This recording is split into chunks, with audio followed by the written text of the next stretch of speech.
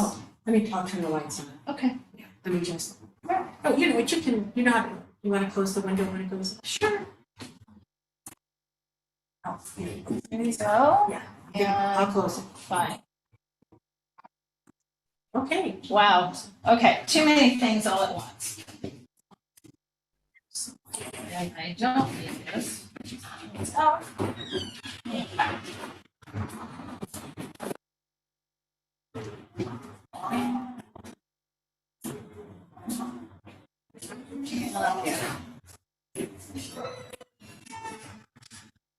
See, this way I don't get distracted. And camp is almost finished. The camp ends at 6 o'clock, so there may be some ambient noise in the back with campers heading out, but, oh, there are a lot of people waiting to get in. Okay. I'm sorry. Should we admit all? Sure, I don't know which, or admit all. Okay. So we have a big meeting. And if it's Steven, I'm going to change it.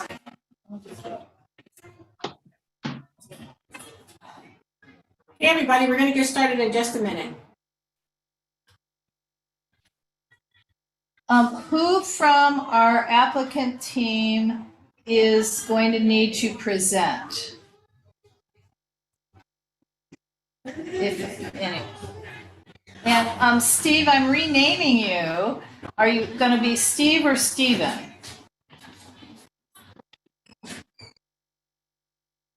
Steve Peckman? Steve for now. Steve's fine. Thank you. Okay, so I'm back to the question, So, Laura, Dana.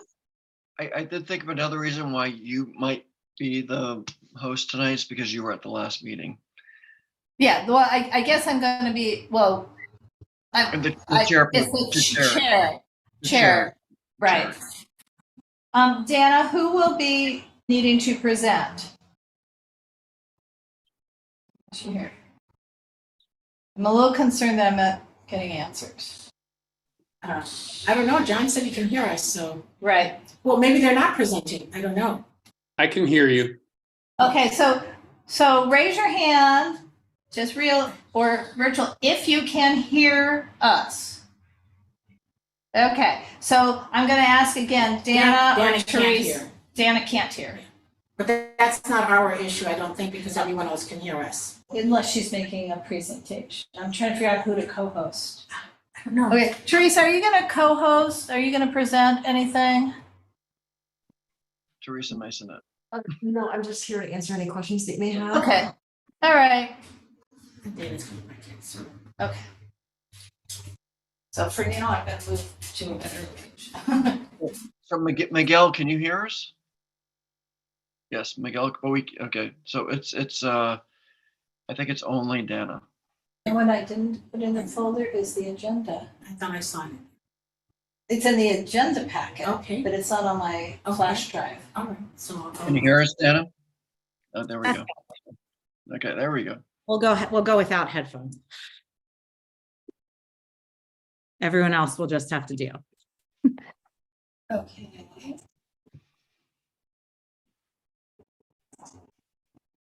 Sorry, we're doing our own tech support. Okay.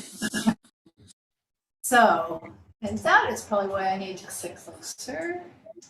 That's not the right, that's a sequel thing. Oh,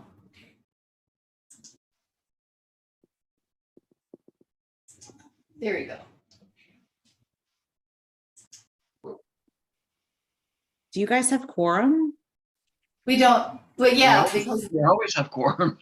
yeah, so it's very strange, I Right, guess I because can it's explain anybody that. is here, right, okay. Well, quorum for committees is different than quorum for our board, because the way it's stated in the new laws for the Brown Act and in the old laws for the Brown Act, it's about who, it's sort of complex, but we only appoint our chairs and or co-chairs for committees, and everyone else is just a participant member for the evening. So we have the complicated thing, but under the rules of the Brown Act, only one chair needs to be physically present, and that would be me. And we have, John is on Zoom, but he is permissibly on Zoom,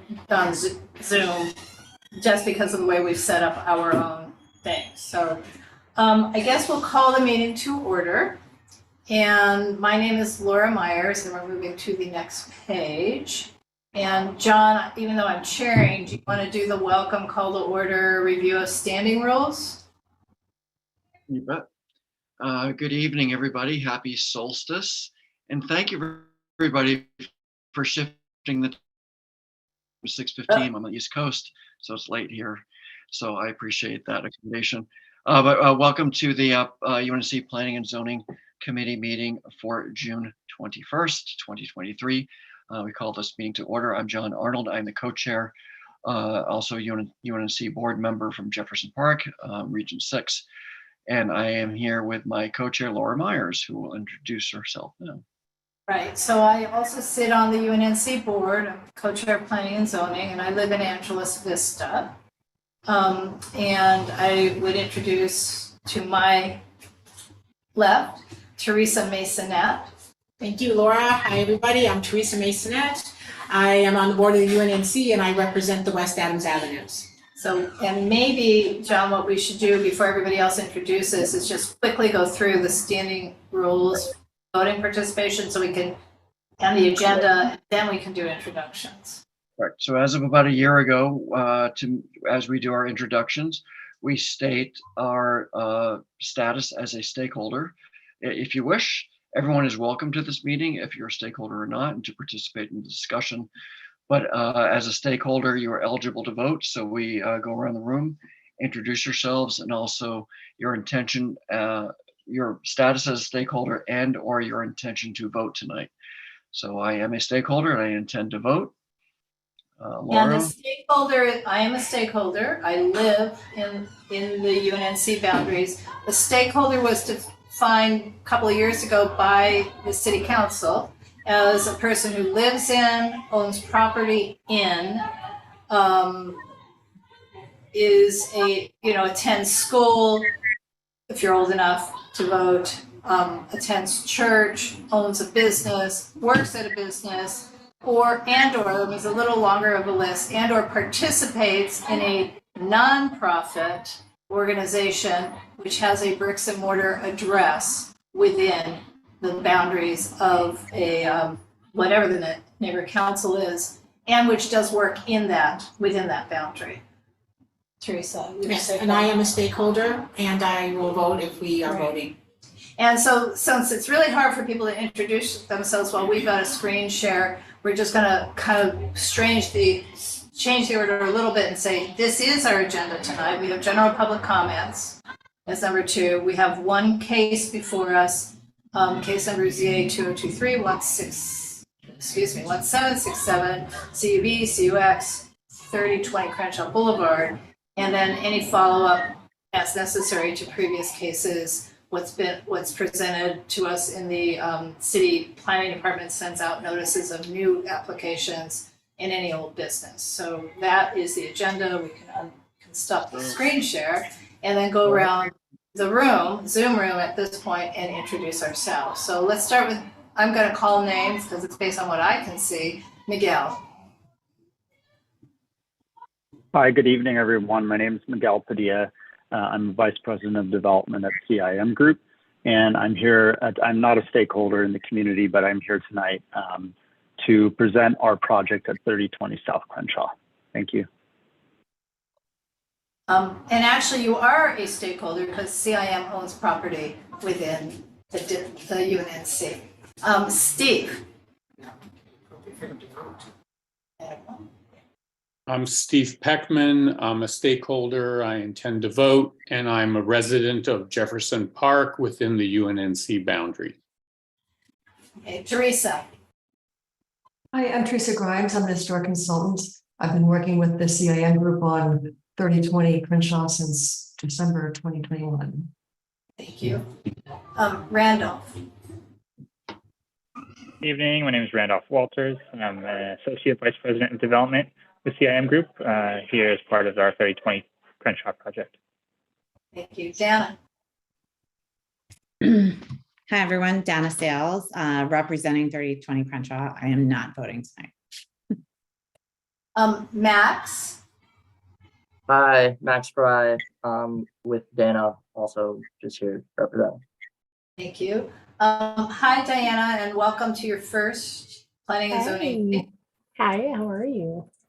I'm fine. Can you introduce yourself? I know you came in a little late, so you introduce yourself, and in your case, you're Area 5 representative for UNNC, but please introduce yourself. Hi, I'm sorry you all had to work late today, so. No problem. Diana Cooper, and I am new to the UNNC. Glad to be here and to learn what's going on tonight. I'm not quite sure, Laura, if I'm able to vote because I haven't finished my training. Yeah. But we You can talk about would that be able to offline. vote tonight because you're participating in this meeting as a community stakeholder. There we go. All righty then. Okay. And Liz. I know you just arrived, but Liz, if you could introduce yourself. Or where are you? Cameras. I see you're having a little difficulty. Okay, well, Liz, when everything is good, we'll come back to you. You can introduce yourself, but feel free to participate in this meeting. Is there anybody else who that? Oh, No, I thought it would have shown up. well, it would show up in participant. I think that's it. Yeah.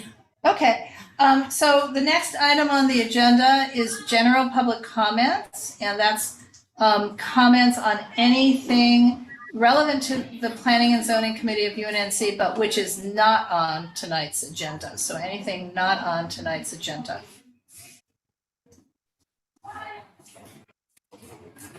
If This, a little blue screen comes up and something. okay.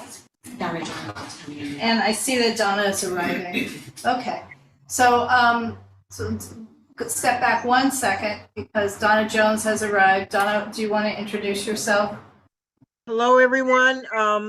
West Adams Avenues is my area, and I am interested in voting this evening. Okay, thank you so much. Thanks, right. everybody. I'm sorry I'm late. We're all good. Because you never know what time we'll really start, so you're all I good. thought it was 7. Okay. So we're all good. Okay, so we're gonna, I see that there were no hands raised for general public comment, so we will move on to our agenda item for the evening. And, I have the Oops. agenda. yeah, well, you lost it. I can read that. Everybody just. Okay, so, well, I'm just gonna say it on the top, from the top of my head. The first only agenda item is a look at the project at 3020 South Crenshaw Boulevard. It's an existing theater building built in 1941. It's a proposed change of use, adaptive reuse, from theater to an event and banquet hall, event space for purposes of special events, including dancing. There are 2 conditional use permits requiring approvals. One covers dancing and one covers the on-site consumption of a full line of alcoholic beverages within the building.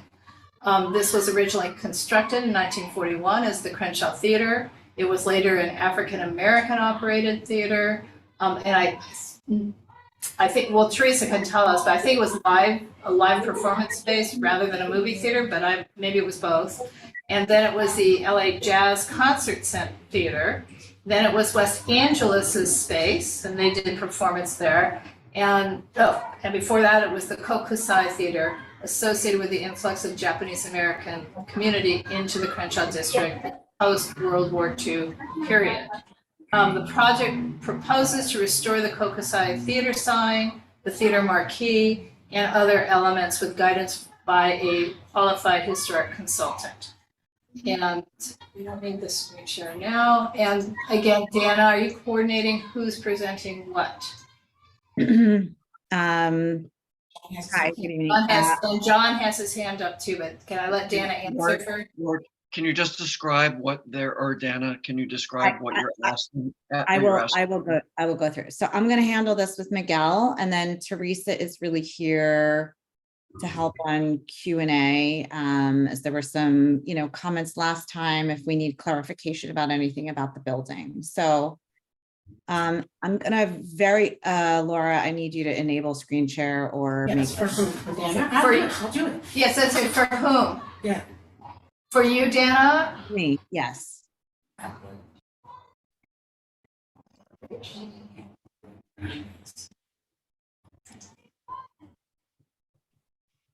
Okay. Okay. Let me just get this up. So we appreciate coming back. 2 weeks ago, I really, we had a meeting that I think led to a number of questions that you all wanted us to come back. I unfortunately was not able to be there for this portion of the meeting due to my kids' graduation. So I'm hoping that we can clarify a couple of the things that happened last time. For John's benefit and for some of the benefit of anybody that wasn't on the call, I'm going to do a very brief overview of, again, and you can see my screen, the 3020 screen. Okay, Yes. great. Yes. So just as a refresher, right, the properties at 3020 Crenshaw, it was most recently, again, used by the Angelus Church. CIM acquired this building and a whole portfolio of properties from the church. They've constructed a number of other buildings in the area and have a lot of investment in the community. And in order to support some of the other activities, this building presented an opportunity to essentially restore the building back to public use and create an opportunity for the broad-based public, not associated with only the church, to also then come back and utilize the building in a new way. As Teresa can probably say, it was, historically used as a gathering space, and there's really no better use. The only intention of this property is to essentially renovate it, bring new life into it. And I'm going to kind of talk through a couple of things that Laura and I spoke about this week. So just for the committee, because this is an interior renovation of the building, it doesn't qualify as a project under the Crenshaw Corridor specific plan because it's only interior work. So we are not seeking any approvals under the specific plan, and there's nothing discretionary for the actual renovation of the building. We've been working closely with the Office of Historic Resources, who have concurred with Teresa's report that everything that we're doing is consistent with standards for the Secretary of Interior standards for rehabilitation. And that's all we're doing. Our request for you tonight really is, we're looking to be able to acquire a liquor license and have permission for on-site dancing in order to enable ongoing events in the facility without the need to have a catering license, bring in those uses every time. That's all we're doing, right? There's nothing else discretionary here. It's just kind of liquor and dancing that we'd like to do in conjunction with this renovation that I think the team is, quite proud of what we're doing. Again, alcohol and liquor, that's what's in front of you tonight that we hope that this committee will vote to support, again, in order for the building to have a new life beyond the vacancy it's had for the past couple of years. The project itself is very straightforward. Again, it's a single lot with an adjacent parking lot. There was a lot of discussion about the parking lot last time. I'm going to let Miguel kind of address that, only because I wasn't there for that portion of the meeting. So I don't want to speak to issues where I didn't hear them directly, but we'll come back to that. The parking lot is shared with the Burger King. We don't have a lot of control over what happens there, but there's no plan to do any work within that lot area. The building itself will be renovated with the addition of a kitchen.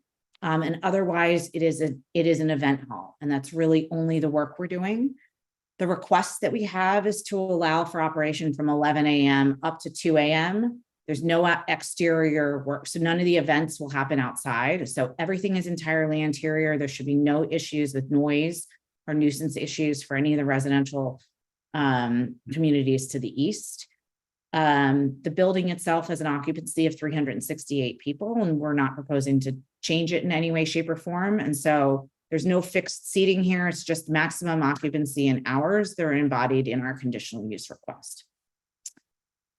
Just to refresh you, the building, at least in its current condition, as back to the 1950s as the Cookaside Theater, will be rehabilitated into essentially bringing it back to its form in that last state.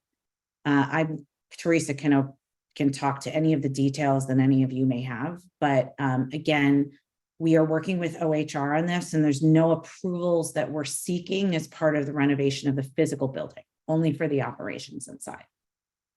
At this point, I'm going to have Miguel address some of the comments, questions, and requests from this committee from the last time. Again, I wasn't at the meeting, so he's better suited to talk through what CIM is willing to do after taking a step back and hearing some of those comments that really had to do mostly with preservation.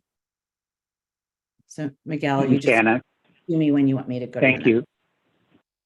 Will do. Can everyone hear me?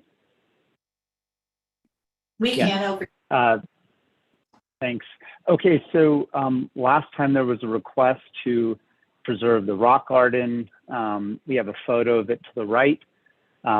We've agreed to preserve the rock garden or planter, really. There was a request to add a plaque on the building commemorating the Kokosai. We will go ahead and do that. Can I jump in? There was a request. Preserve the rock garden and beautify it a little bit. So. Yes. There was a request to use the movie board case to add historical information about the building. We will go ahead and do that as well. Lastly, there was a request to add a tree to the parking lot, and we are unable to do this for multiple reasons. One, because it would require us to remove parking from the parking lot, which we cannot do. There's only 12 parking stalls. We control a very small portion of the surface parking lot. That being said, I did mention last time that we, across CIM's 3 projects in this district, we are adding a significant amount of street trees. And I put together this graphic so that I could help explain that point. There are 13 existing trees, and we're adding 26 additional trees to the streetscape on Crenshaw. So I hope that you keep this in consideration. And I'm putting this up there to show you that this is something we care about, adding to the neighborhood. I think that we're putting forth a great effort to beautify this area, and we're just not able to add a tree to the parking lot. Dana, I think. Yeah, I think that, and to piggyback as well, there's no irrigation out there either. And so it would be a substantial effort. Adding 1 tree, as Miguel said, and redoing this would actually require restriping the entire lot, which would cause them to lose even more parking spaces, because we'd then have to comply with full parking lot standards and bring in water and irrigation again. So that is not something that can be accommodated. The other thing about in front is that we also don't want to obscure any of the historic elements with foliage on the street. So we're also being sensitive to some of the desires for OHR to maintain visibility of the marquee and of the building. We don't have a long presentation. It's not a complicated project.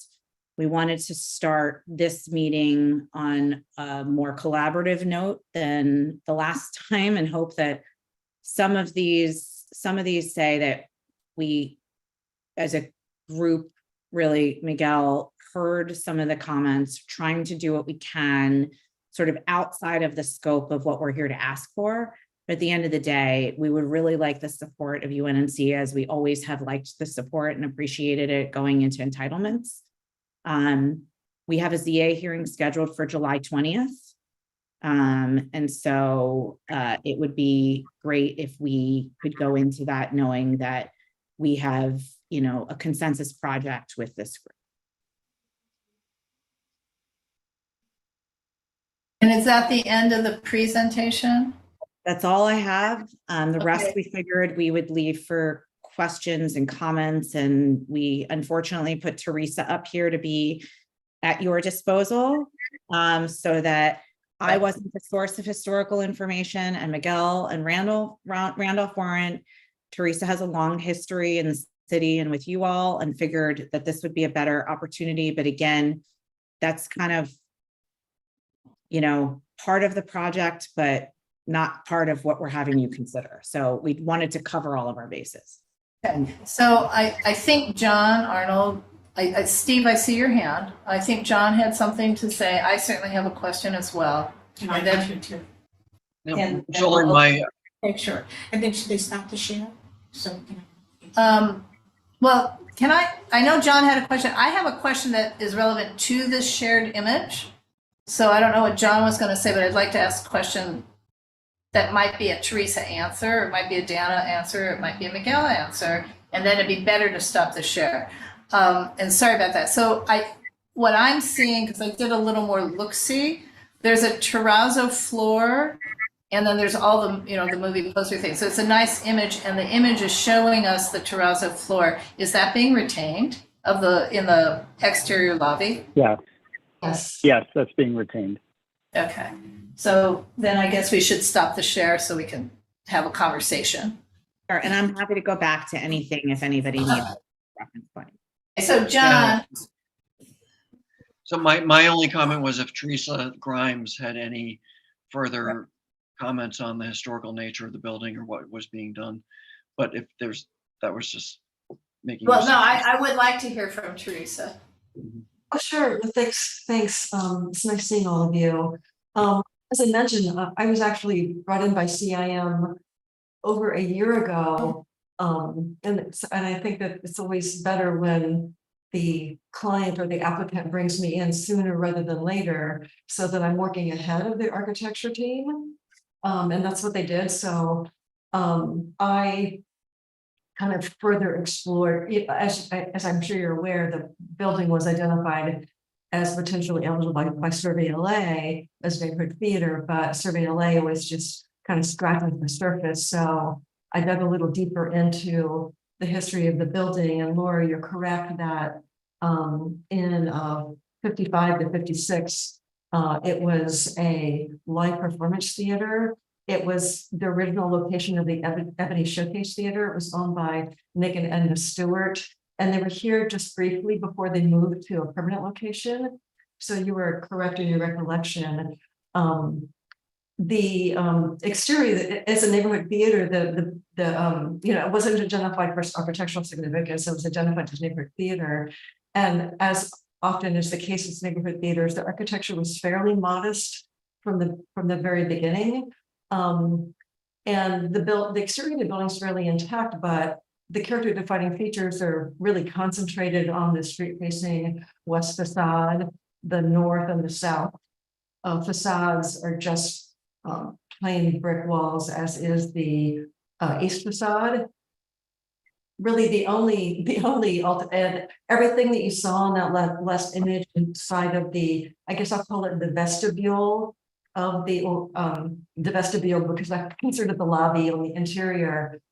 None of that is changing, and really the only exterior alteration is that there needs to be there needs to be an accessible entrance to this building. And per my advice and recommendation, it was do not try to attempt to do that through the vestibule, because that terrazzo floor, you couldn't really tell from that photograph, but it has quite a slope to it. It doesn't comply with current code. And so once again, for my recommendation, it was think of another way of doing that.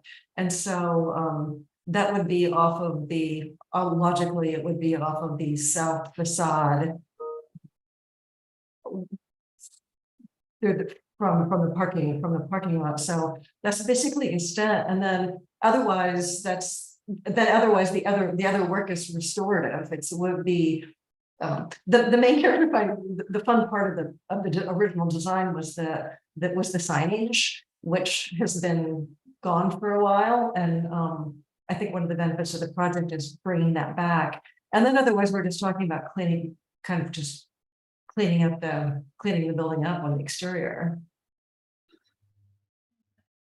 How significant, like, I had seen a couple of permits with Nick Stewart's name on them. How do you know how long he owned it and how I understand that he ended up elsewhere on Washington Boulevard in a what's now demolished building, and in fact, such a bad situation that led to the demolition that we see that situation today through a different set of glasses, and we're looking at his whole family's loss of generational wealth, et cetera, when by eminent domain it was taken to become something else. So this is the still standing building, but I don't know how important it is, that piece of its significance. Did you evaluate that?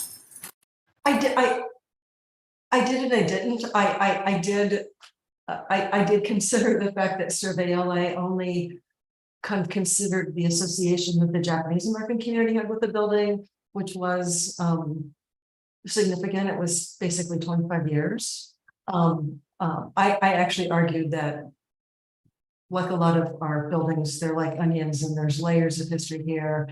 And I do feel like it was important for its association with Stewart. I wasn't able to do the I didn't do a grant. I didn't search for grantees. He was there, and I don't know whether he owned it. He certainly was a tenant, but it was only, as far as I can tell, it was 55 to 56. So it wasn't a long period of time, but I think it's important nonetheless. And actually, then following that from 57 to 58, I was actually really got geeked out on the jazz hall history. I thought that was really quite fascinating as well, because not only were they hosting jazz concerts, they were also hosting poetry readings. So there were quite a few poets associated with the beat genre that I don't think it's called a performance, but Well, we call it spoken word today, yes. but nobody thought of that at the time. So if there is, and of course those movie poster cases are just ready-made for some interpretive work, and I would like it to be the full history of the building, kind of not just Kokusai. I'd like it to, because of course the CIM will be reminding everyone about Kokusai when they reanimate the blade sign. So I would like to see the interpretation to encompass the entire history of the building. Okay. Oh, Steve Peckman, then John again. Then, no, that's not a hand. Steve. And then Thank Teresa. you, Laura. And it's Teresa after John. Okay. I want to thank our guests for hearing what we said at the last meeting and trying to take action on all of the items. I certainly appreciate the three that you were able to accomplish: the maintaining or preservation and the beautification of the rock garden, installation of the plaque, and the use of the movie board case for some historical things for people to see. And I appreciate Teresa Grimes' idea to expand it beyond the Japanese American community to the full utility of the structure. I think that's an excellent idea as well. One of the things, though, that we talked about in the last meeting was having a discussion with Burger King about more trees. And I think it was strongly suggested that engagement happen, and even, and it appeared that there had been some problems dealing with Burger King in the past, and that perhaps UNNC could help pave the way for some negotiation with them. And I was wondering what the attempt was to discuss that with Burger King in an attempt to add more trees.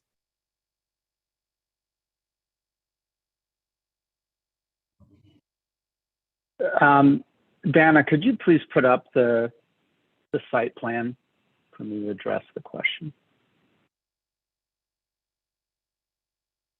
And I'll just say, as Do you- background, I certainly heard what you said about the site. But what I'm specifically interested in is whether there was any follow-up with your neighbor Burger King, whether you asked UNNC to help with that, and what the discussion was.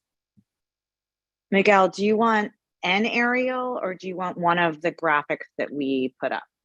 The floor plan graphic that shows the The parking floor lot. plan. Okay. Just need some clarity on exactly what you want here. So give me a second. Yeah. I think that there's a misunderstanding about what we actually control. I think when you're looking at the parking lot for Burger King, okay, there you go. If you can pan down, okay. So as you can see on the bottom screen, go to the bottom. Sorry, I know. Yeah. Okay, this is perfect. All that we control is the drive aisle and those stalls. The entire parking lot south of that line, which you can see it. Yeah, there you go. Everything south of there is controlled by Burger King, and we're not going to engage in a conversation with them.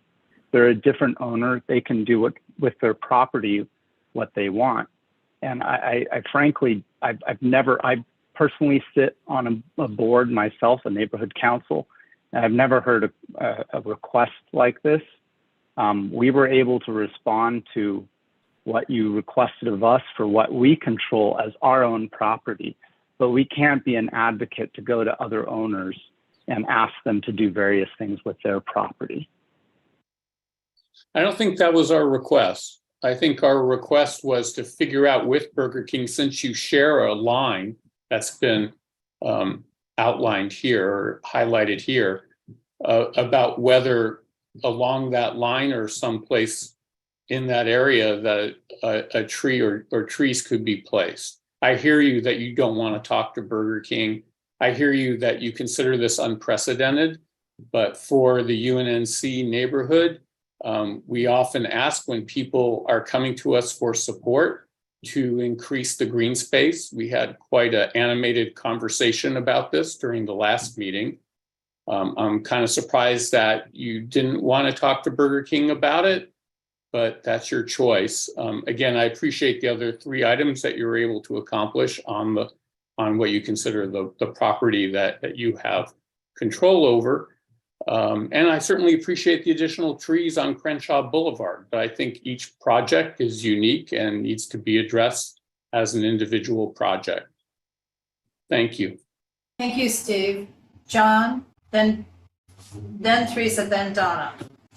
So I have 2 comments. The first one is, first of all, I want to ask the trees that you are planting, the corner of Jefferson and Crenshaw is also a CIM West Angeles project from about 10 or 15 years ago.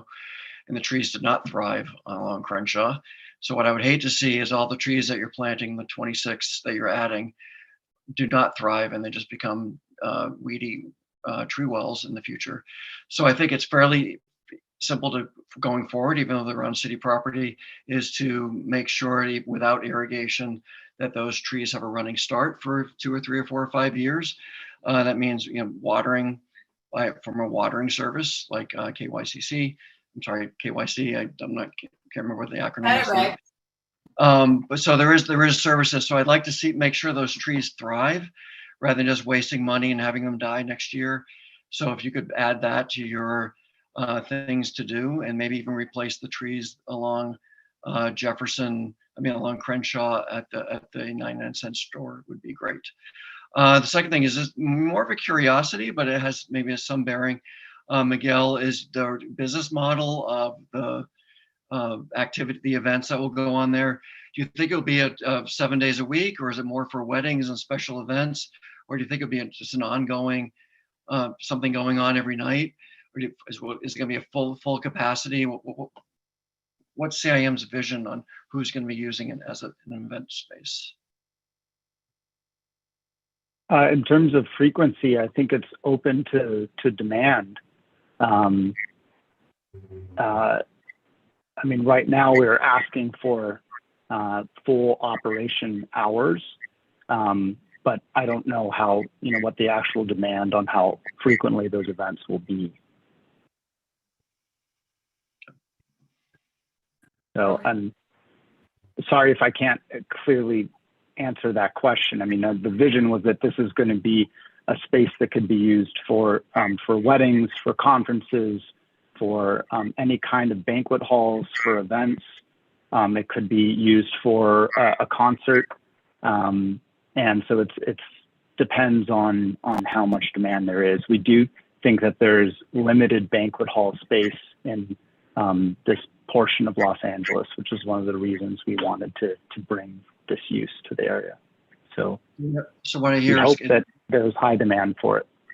So what I'm hearing is it's going to be a rental. People will seek you out to rent it versus there won't be a business at CIM to make sure it's booked every week for a concert or something like that. It's going to be as a rental space. I think you answered my question. That's right. That's right. John, is that it? Yeah, he went on mute. Okay. Yes. Okay. So first, let me just say, I understand what you said, Dana, about you're only here for two things. But I would like to bring this conversation back to trees. One that I heard Miguel when he said that you guys are putting in additional trees in the parkway. You're required to do that. The city requires you to do that when you're doing some new construction. The pavement, I guess I have a question about the easement in that whole area. Are you saying that the easement is just yours and the other part is only Burger King, or do you guys share that entire easement? Is one question. And then I'm not sure if I understood you, Dana. Did you say that you would not be doing any work in the parking area? Because I went over today and I took some photos, and it certainly has to be repaved. So if you're going to have to repave it, you may have to put in additional lines. And then I have a question, a side question about valet parking. Will you offer valet parking? And if so, what is the pathway for people in and out of that space? So I know I threw a lot. Miguel, do you want me to try to address these, or you want to address this? Well, I can start with the Valet. the easement and the valet response, if I can share my screen. Oh, sharing. Well, Can you enable sharing for me? She is. Yes, just.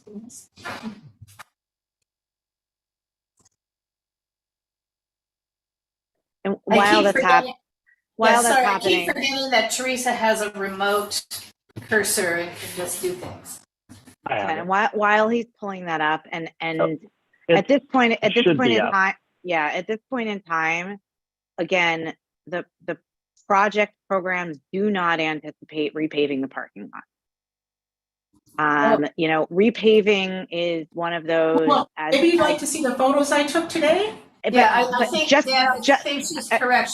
You'll have to repave. We don't have to repave. There's no scope of work requiring any work in the parking lot.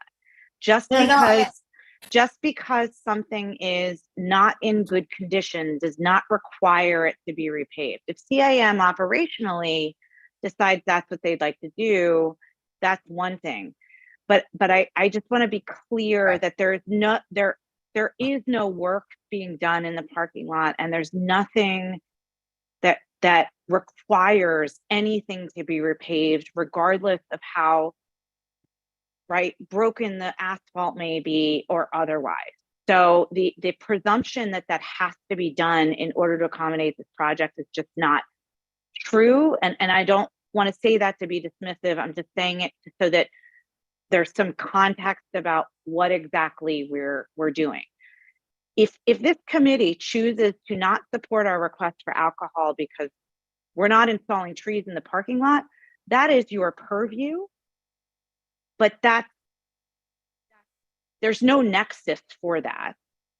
because there's no nexus for that. But this is a neighborhood group, and that is your prerogative. Oh, Dana, I'm sorry. Yeah, not to cut you off, Dana, but it is, we have the tree canopy is a priority for our community. So not only are we looking for our commercial partners, development to plant trees, we're also planting trees. Laura and the environmental group just did some trees on Washington. We're working with city plants to plant trees on private property. We are bereft of trees in this part of town, so it's a priority for us to increase it in any way we can. And a passion, Sure. as you can tell. Yeah. Okay, so sorry to cut you off. Go ahead, Dan. I'm sorry. Go ahead. No, that was it. Miguel was bringing up his area, so I wanted to Okay, so Miguel, sort of fill bring the that up time to so he speak, could. I assume. Okay, to answer your question about the easement. So our property, what we own, the property line is here. Can you see my cursor? Right. It's Yes. moving left to right. Okay, it's in line with the edge of the marquee structure or the canopy structure. So the only thing we control is this drive aisle and these 13 spaces that are up against the building. Everything south of there is owned by Burger King. They have an easement to access this parking through our driveway apron. So they can utilize this driveway apron to access these stalls or this driveway apron to access these stalls. But everything from this property line south is their property. So I hope that answers the question. No, are you saying that you're not having valet and you will not be using their easement when you have events there? We will have a valet. We can use these stalls because of the easement, meaning we can give them access to these stalls, but we could also use the stalls on a first come, first served basis. And we do intend to have valet, yes. Miguel, can you talk about where the valet operations are anticipated? I think cars would pull in off of Crenshaw Boulevard and a valet stand would be set up here near the entrance to the No, space. I meant your other parking lot. I'm sorry. We also, to the north of this property, we're under construction for a new office building that's 3 stories with 2 levels of subterranean. And we intend to also use the subterranean stalls for valet parking as well. Maybe to take that and I'll pull up. Right. Pull up the Right. pictures. So Donna is next, Diana is after that. Miguel, if you could stop the share, please. Sure. I wanted to pay attention to the Nick and Edna Stewart Ebony Showcase aspect, possibly being able to use parts of the lobby to, as Laura and Teresa mentioned, to possibly honor that history because it's an important one to us.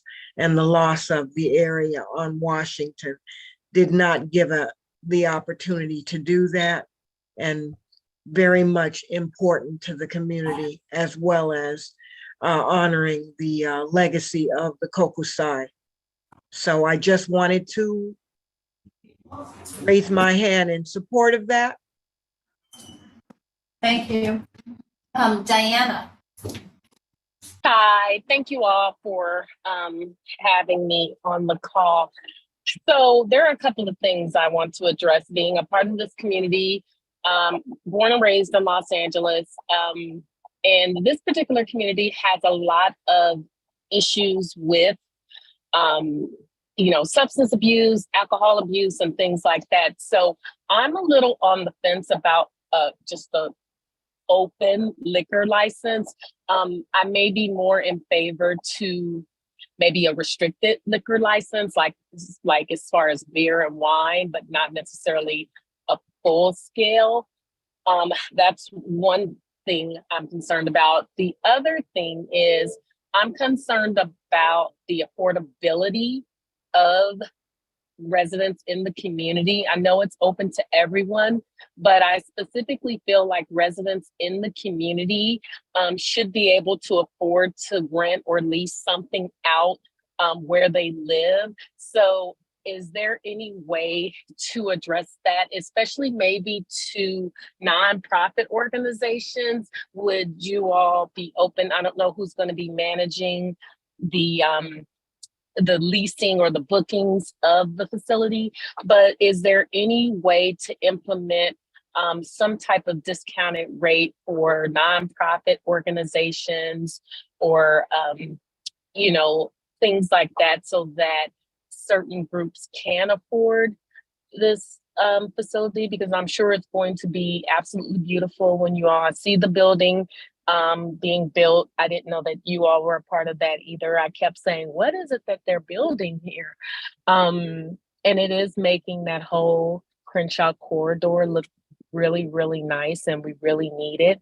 But I just am concerned about the, you know, alcohol factor and the affordability factor. Thank you.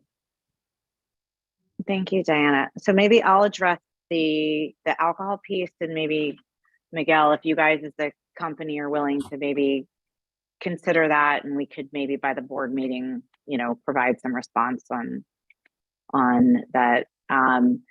So Diana, just to be clear and completely hear you about, we hear this about alcohol. I think Laura and this committee know that, you know, I was involved in many of the new restaurant and efforts, you know, on along Adams Boulevard, et cetera. And this conversation of alcohol always comes up.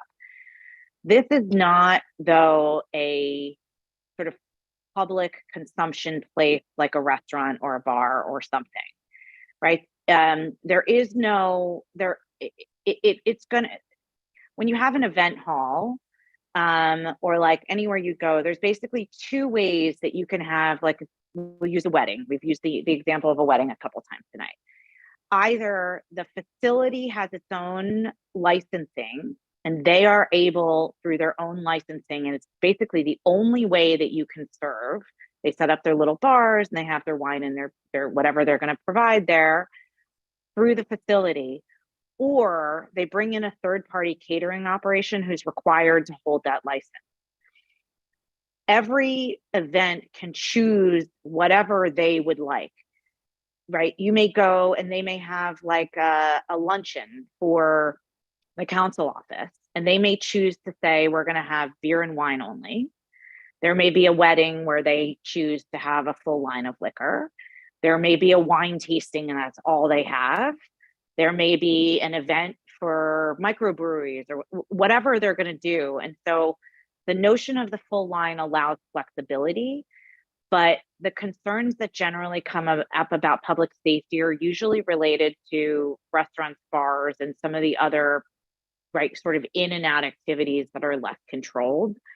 And so I think we hear that concern, and CIM will have security and everything, but the facility is really designed, and that's just how they function, to be a little bit different. And that's really what the liquor license request is for. It's to enable ease of operations on an ongoing basis for them to not have to individually contract with caterers to bring in individual licenses every single time they want to do something, which generally you see for like a special event permit, which is limited to something like 24 times a year. And for a building whose primary use is for events and catering, it would be extremely prohibitive to have to do that. So I hope that maybe explains a little bit. It doesn't absolutely discount the concern, which I have heard 1,000 times in all the years I've done work in this community. Yes. But right, some of the other restaurants in which CIM is operating, which you all do know and are in the community, Alta Adams has been a phenomenal community amenity. Ms. Lala has been a phenomenal community amenity. These are all, right, Partine is one of CIM's, right, restaurants.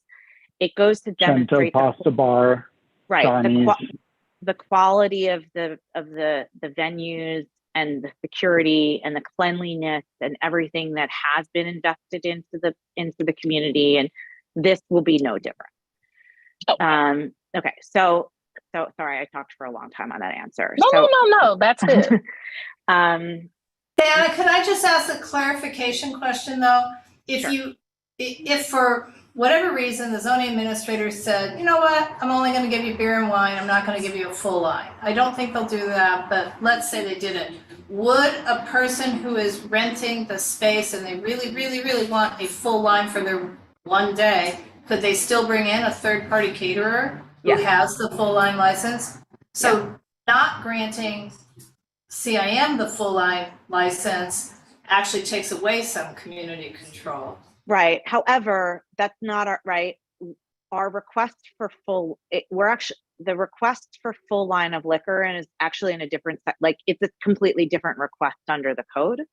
And if they were asking for beer and wine, you know, in some ways, this project would qualify under the city's new restaurant and beverage program that could be streamlined. So part of the reason we're here is because they are asking for a full line and not just beer and wine.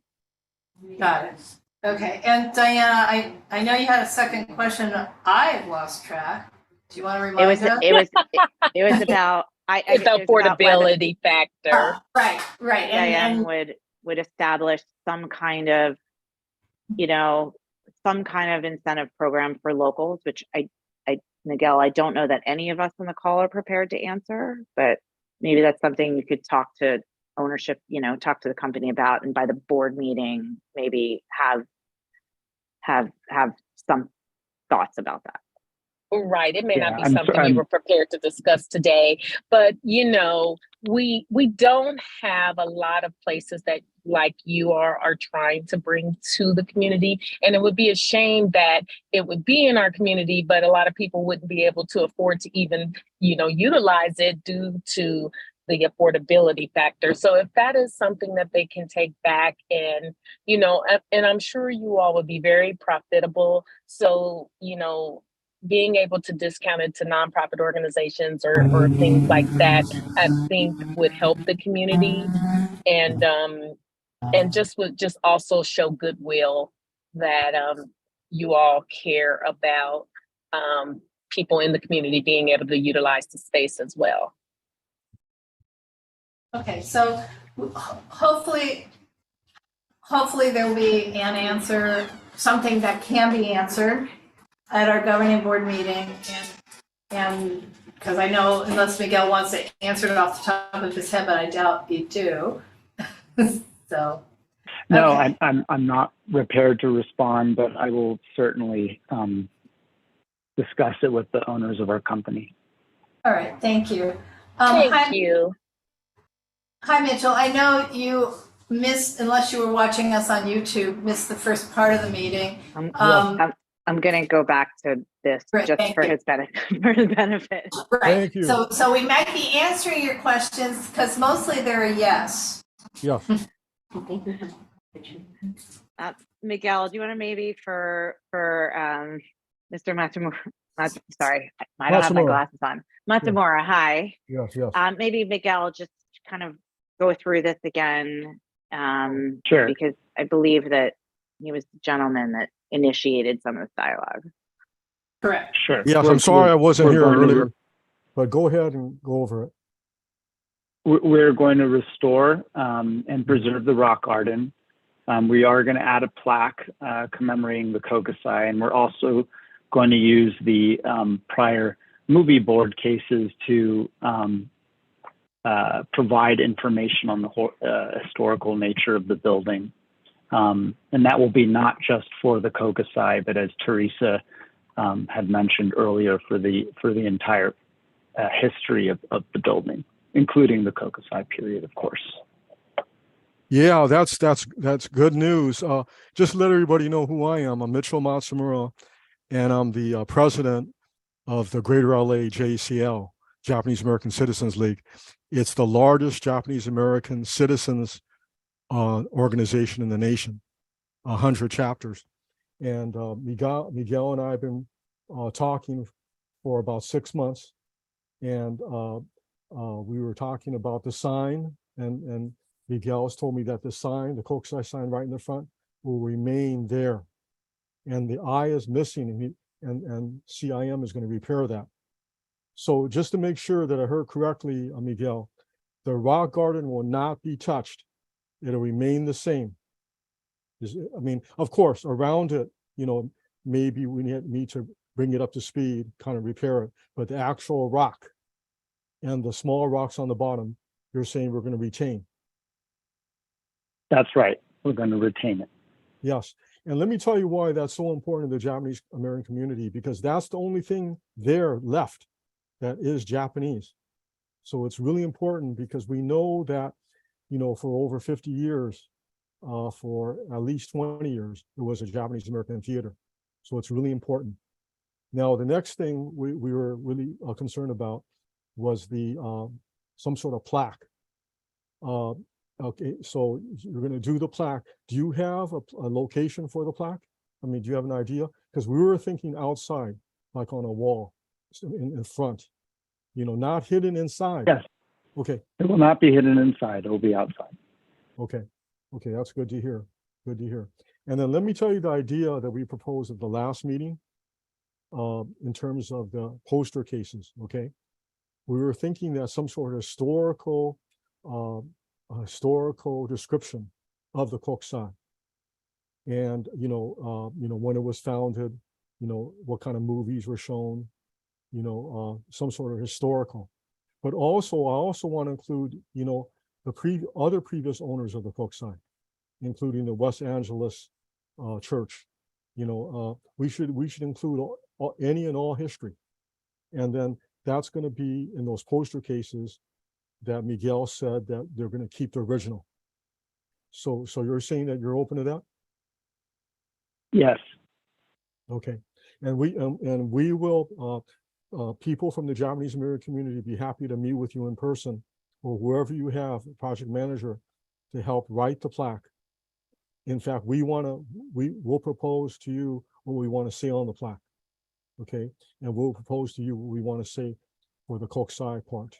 But feel free, if there's anybody here from the Los Angeles church, other parts, any other owners, feel free to chime in and write that together. Okay. And then that history, that historical description in the cases, that's going to be permanent, right, Miguel? Yes. Thank you very much. Yes. So I will take this back to our group, and I'll let you know about as far as that we're we're going to accept this. But on face value, it's sounding good. Thank you. Thank you, Mitchell. I have a question. Okay, and Teresa Masonette has a question. Thank you. Is it possible I can share the photos I took today? I think Teresa has a few photos to share. And also, while I bring this up, I think last time Laura asked for the historic report. I don't know if she got that. I didn't see it in the agenda packet, so I don't know if that's still going to be available. Will we get that? I know that it's not part of the conditional use thing that you're asking, but I know that she did ask for it last time. So Teresa, Laura and I did speak about this last week, and we were waiting for OHR's essentially concurrence on the report because we didn't want to release anything that was draft. And I promised Laura that we would provide it as soon as that is right. We actually met with Lambert earlier today to work on that. So as soon as Teresa tells us it's okay. But Laura and I did speak about that, so we didn't not address that comment.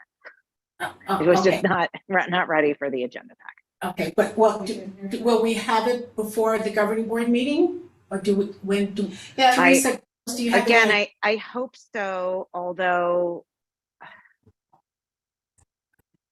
So Daniel, that is going, again, part of it is the effort of the historic report has to evaluate, frankly, our plans for consistency with the Secretary of Interior standards, which will be done during the plan check process.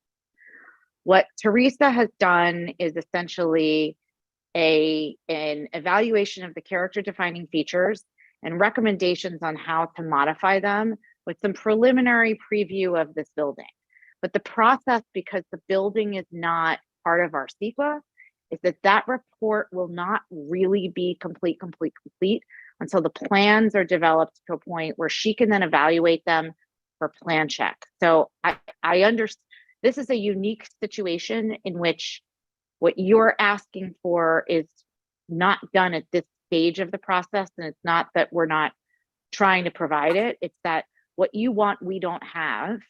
Right. And what we have is not going to be sufficient for you because, as Laura demonstrated, she knows as much about the history of the building as Teresa probably. And so that, you know, if we can offline that, that's fine. But having it be part of your consideration package for what the board has to consider is something that I don't think that we can do, because what you are looking for, we don't have.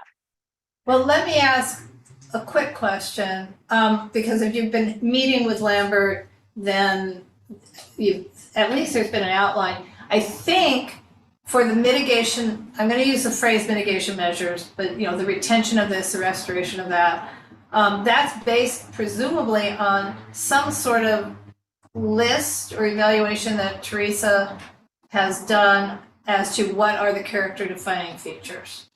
You know, what is the basic history and what are the character defining features? You know, and they are all on the west facing facade. So maybe there's, if not an existing document, a one pager that could be created, because the problem for us at the way we operate under the Brown Act is that materials that we're discussing ideally are also posted in the agenda packet in advance. So I know this isn't a material, but it just makes so much more sense for people to have the ability to kind of read why are these character defining features, so that we don't have to explain it at the board meeting. So I don't know if that executive summary exists. Why don't we we'll talk offline about what we might be able to provide you. Okay, right. I understand. And I don't think I know more about the building than Teresa, but Teresa and I have worked, you know, we're very aligned and walk the same path in terms of research we've been doing over the last well over a decade on African American history and to some degree Japanese and Asian American history in this community. So we have overlapping interests very much. Okay, so this was my second this is question. Teresa Mason. Yes. I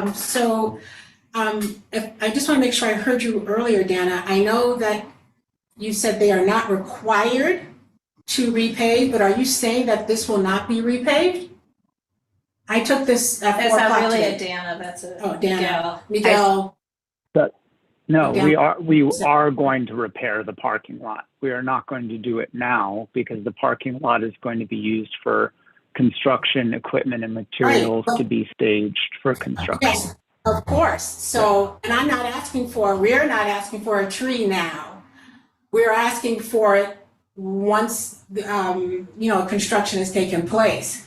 And I went over there today and I really feel, you mentioned that easement near the Burger King, that you will be using that for valet or for, before that will fill up before you send people over to your other parking. So I also, let me just say that if you plant a native species, I'm not sure of the building code if they're going to require you to put in irrigation for that. And we haven't even talked about other landscaping elements, but to plant a native species, you only have to water it 3 to 5 years. There's certainly room there for an 8x8 is the minimum space that's necessary for a coastline oak tree well. So I feel that somewhere in there you can find 8 feet by 8 feet. It only requires 15 gallons of water a week, which is an orange bucket from Home Depot. So I'm sure there could be a maintenance person or someone that could come out and water that weekly for 3 to 5 years until the tree becomes established. So I still would like for you to consider that. Could you re-identify yourself as a CD? Oh, So Laura. here's Yes, so, what I would, Oh, here's sorry, what I would, Wait, So Laura just wants me to re-identify myself, wait, so. there's more than one we sometimes when we sure. speak. I just want to address, we're not putting in a protected tree. A coast live oak is a city protected tree. That's not, Let me I just just wanna be- explain to you, I'm on that this is not Community Forest Advisory Committee, and let me just say to you, I'm not sure you're aware of this, but another project that we did, CIM did at 2200 Western, they're putting in 10 coast live oaks. They actually reduced 5 parking spaces at the request of John Arnold, and they're putting in 10 coast live oaks. So there is, why don't you guys want make to- whatever motion you would like with this? At Okay. this point in time, you can make whatever motion you would like. You could put whatever request you'd like in your recommendation. At the end of the day, it is up to the zoning administrator to impose whatever conditions they would like on the project related to the entitlements that are in front of them. Correct. We do not have to agree to that condition. This is a neighborhood council meeting. Right. So, Right. so Right. but Teresa, we do hear you. We're just like, I'm not in a position to say yes. Miguel's not in a position to say yes.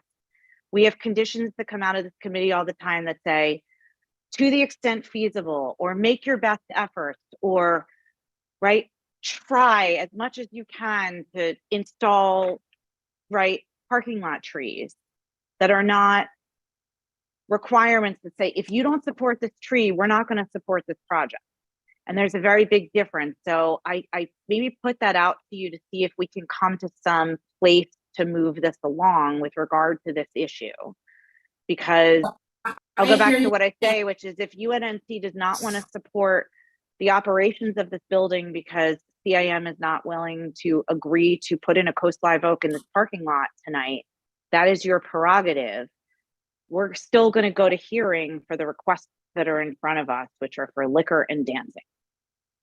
And the zoning administrator will choose to determine whether there is a nexus to require that tree.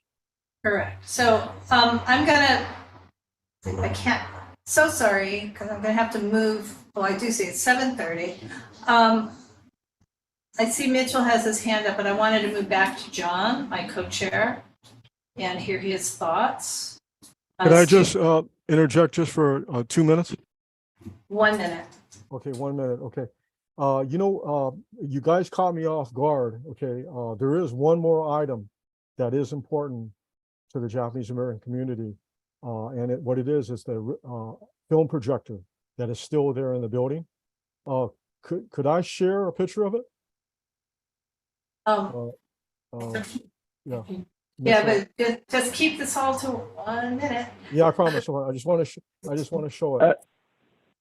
Okay, you. Mitchell, I already confirmed, long before we ever came to this, that you could have the movie projector. It's available anytime you want to come and get it. Well, it's yours. Right. Hang on. Okay. Wait. Yeah. This is why I had requested a list of of what was identified as character defining features. So where is this projector? Miguel, tell her where the projector is now. Is that inside? It's currently in an attic. It's in an inside. attic. Yes. Okay. And Teresa Grimes, is the interior of the building considered character defining? Or in what way, or I should say a different way, in what way was the building, what's character defining about the interior? Well, just as a matter of practice, the city does not, in the scope of a sequel or a planning level review for a project, for a property that's eligible as a historical resource but not listed, I don't address interiors. They didn't ask me to address interiors. So if they detach this and give it away, right. And Mitchell, is what you want to own that projector? No. Let me tell you what it is that we like to keep it there and put it on display, preferably in the lobby. We prefer to keep it there in the inside. Okay, Like- I don't think we can then decide that tonight. Okay, okay. And, But I would And- like Miguel to consider it. Miguel, Okay. would you consider that? I You will know, consider it. Thanks. Yeah, because what it does, it gives it kind of like historical meaning that it was once a theater. Okay, and this is, I believe, one of the original projectors. So it is literally 50, 60 years old. And I think it would Okay. make a nice piece. Okay. right, I think what's gonna happen, this is a little farther afield even than the tree. So, so let's offline it and let them talk with you, Mitchell, because I know that UNNC is not really able to concern itself at all with the interior of the building. I do think Teresa had my brain is half gone, but it's not the word education, but it's when we do education in the movie poster building, what was the phrase? Interpretation.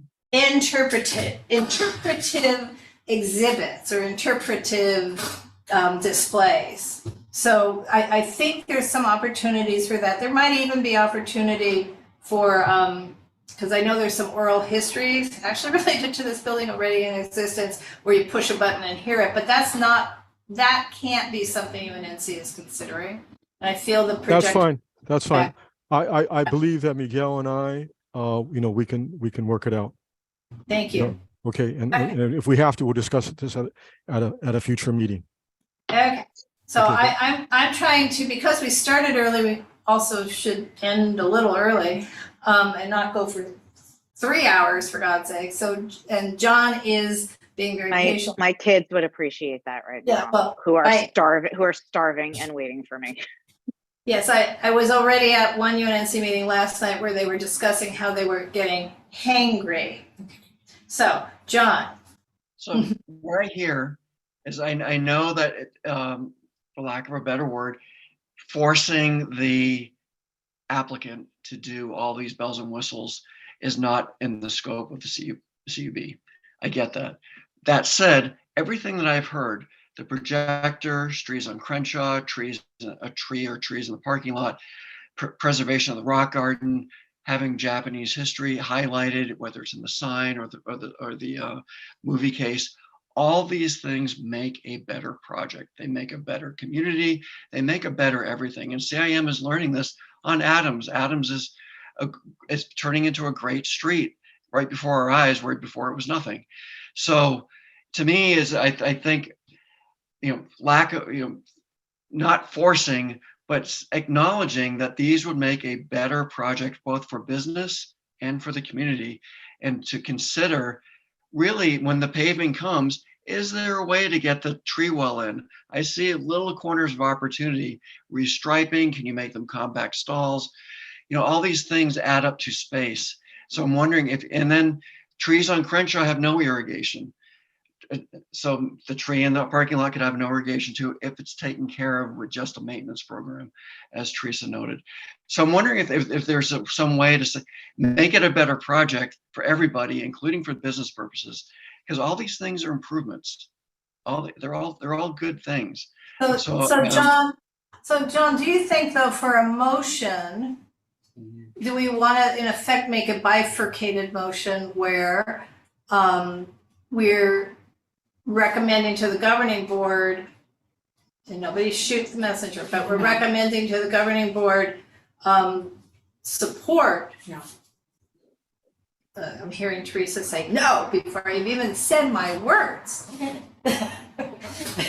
Recommending, let's bifurcate it the other direction.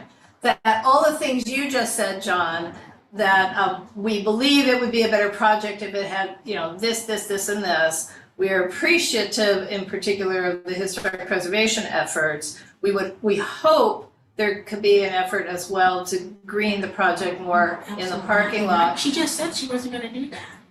I understand. Okay. Not as a. I like where Laura is going. Keep going, because so far I'm saying everything you're saying is reasonable. Not conditioning it, but rather saying, here's our message to the zoning administrator.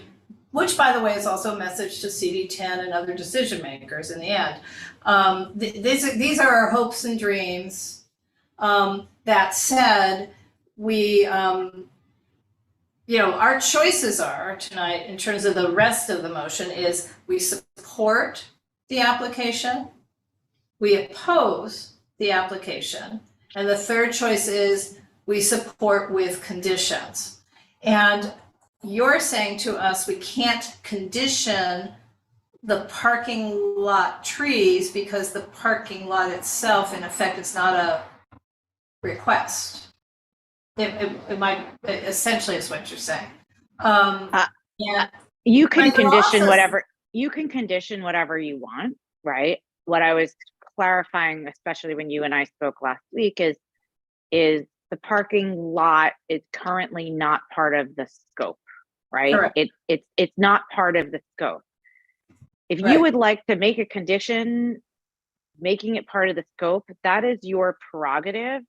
Mhm. I don't think anything that was outlined in terms of the intent here, which is frankly, everything you said is actually, you and John, right? It all makes for a better project.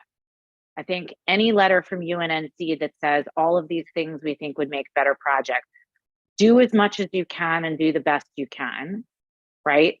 With all of these things that are important to UNNC, including, right, acknowledging the history of the building, are things that you customarily do in letters, right? We have letters from this committee all the time that say that, right? And have that, right? That with regard to what you're asking for, we either support, don't support, or support with conditions as well. So I think if we can come to some place where we can get a motion, ideally to support with some kind of parameters, that would be fantastic for us and would allow us to come to a place of consensus, which is the objective.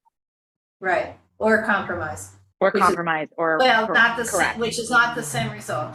And then addressing Diana Cooper's concern, you had indicated that part of what happens is that there would be a security guard.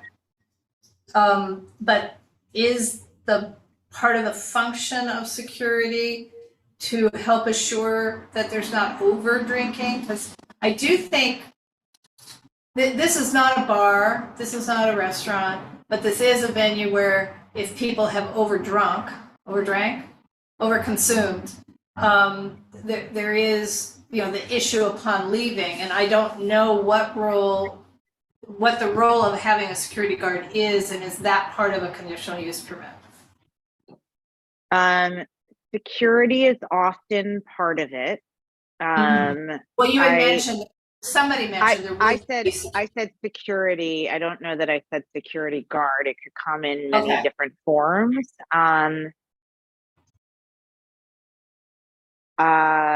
Miguel. Well, what was the vision and plan on that? That's what I'm trying to find out. I mean, does it address Diana's concern?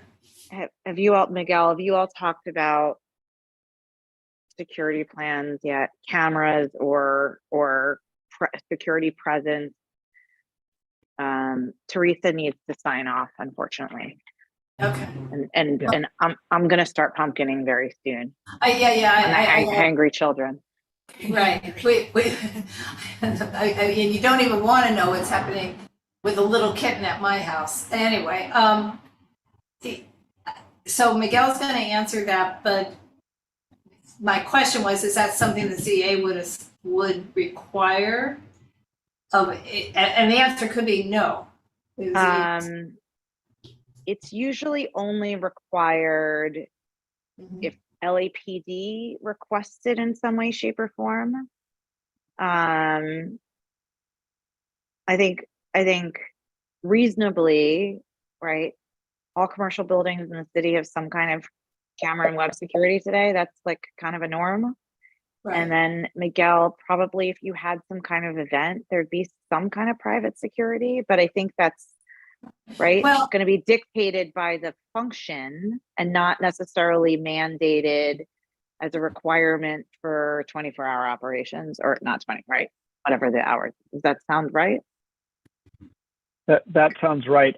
In fact, I think we put it in our application that we plan to have security guards on site for events as required, but then we would also have a security alarm system on the building for off hours. Of course, that's probably doesn't answer the concern about drinking. Well, it doesn't. So, and I'm sorry, because my brain is moving forward. Will each renter, meaning each entity that rents a space, have to get a one-day special events insurance policy to cover their event and your building? Or are you gonna have, and I'm asking that for a reason, or are you gonna have that in place in effect? No, that's through our hospitality group.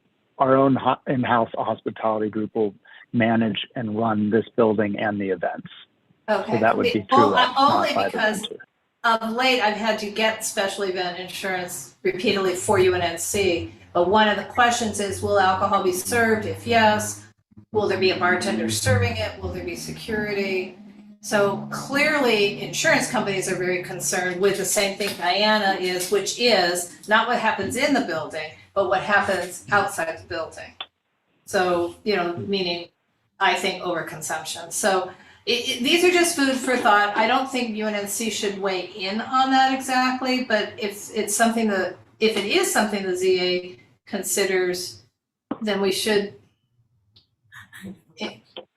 Normally what we do on anything where we approve, it's also as presented, that our support is contingent on that everything stays pretty much to how it was presented to us. So if you put in your application, there will be security, then our support would be also contingent that remain true and doesn't change between now and 30 days from now, when you go to the hearing.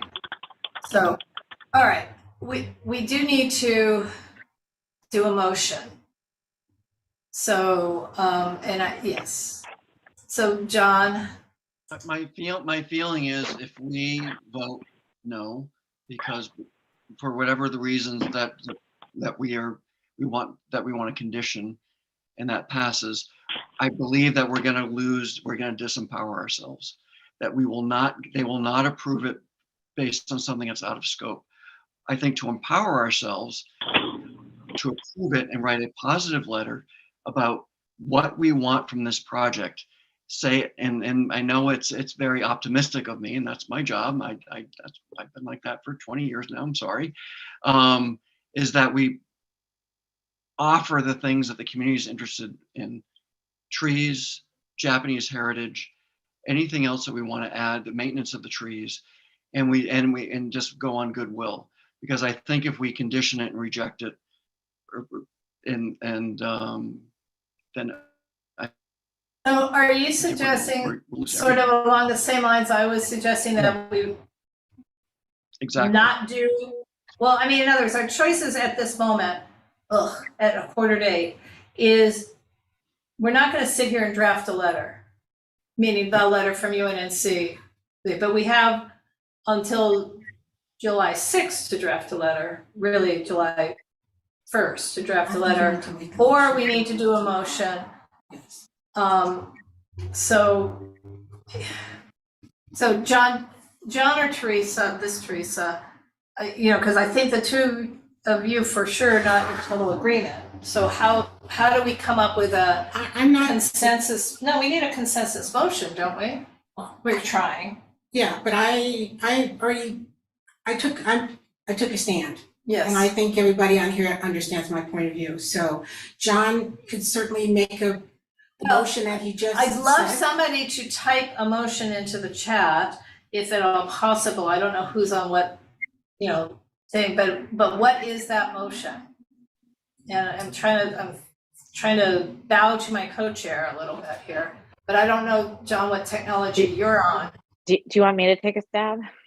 Well, I want to hear from John.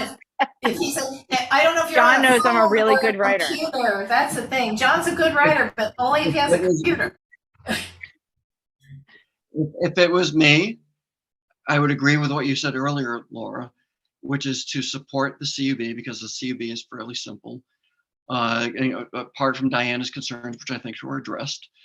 And then have a second motion that says, these are what we want for a better project, and write a letter. So 2 motions, Two motions. bifurcated. That's Which what I would Which you offer. know won't happen at the board meeting. They'll do it as a single motion. So is there a way for us to do a single but bifurcated motion? I mean, we can do 2 motions here. I'm just gonna say it's gonna end up one motion at board. I mean, the conditions, I mean, a motion of X to condition Y. But that says that the conditions aren't met, then we don't support it, which that doesn't make sense to me. But Right. so I don't know what the alternative is. Your thoughts?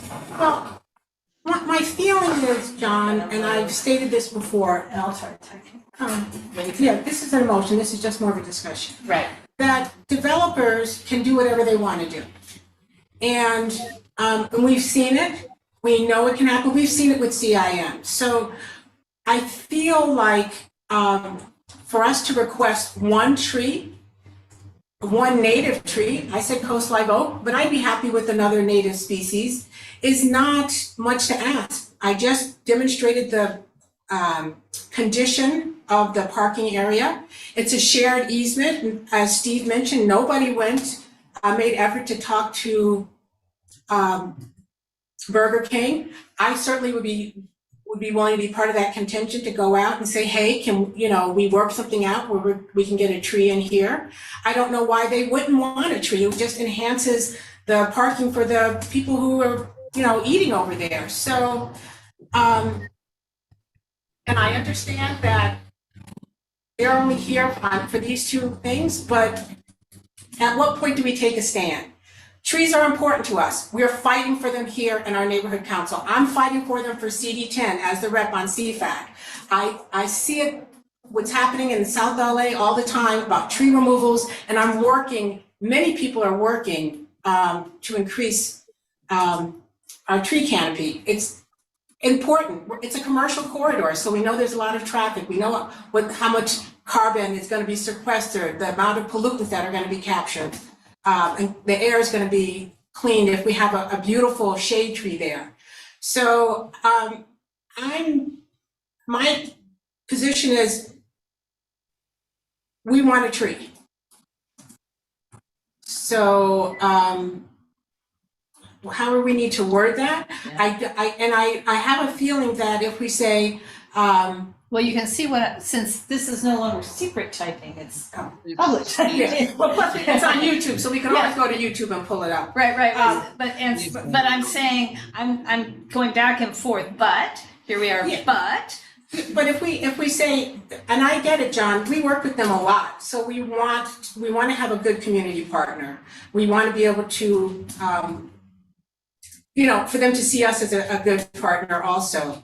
But at what point do we put our foot down and say, okay, well, we're not going to support you on this. Okay, she said, if you're going to make it about trees, then okay, well, we're just going to move forward without you. Okay, well, go right ahead, Dana. Move forward without us. Because if you can't give us one tree and a parking lot that you have full easement of, even though you're saying right now it's just 13 spots, I just don't feel that's good. And you have to repave it anyway at some point because you saw the condition. I just don't feel that's being a good partner either. So that's just my. I know you and Laura like getting consensus, but I just want you to know where I stand. I also see Steve Peckman's here. Yes, I do. Oh, okay. If you're done. Yeah, sure, I'm done. Steve. So I appreciate everything that Teresa's just said. With that in mind, and I would like to make a motion. Well, I'm trying. I don't care what you're doing, Laura. I'd like to make a motion. I hear what you don't care, but you were aware that I was doing this. So let's see if we can let me finish, even though my. I'd actually like to not let you finish because you weren't proposing a motion and I am. Oh, John, what do you think? Do you think I'm proposing a motion and Steve is also proposing a motion? It's visible. I haven't heard your motion, Laura. Can you read it? Steve, I don't think we have to, your beck and command to write what you say, but Laura, what do you, I mean, I'm will trying, at the time when in other words, this is not a secret because you guys can all see me typing. Yeah. Like, it just takes a little long. But that's not what I said, because I don't support that, Laura. What is that? Can you just read it?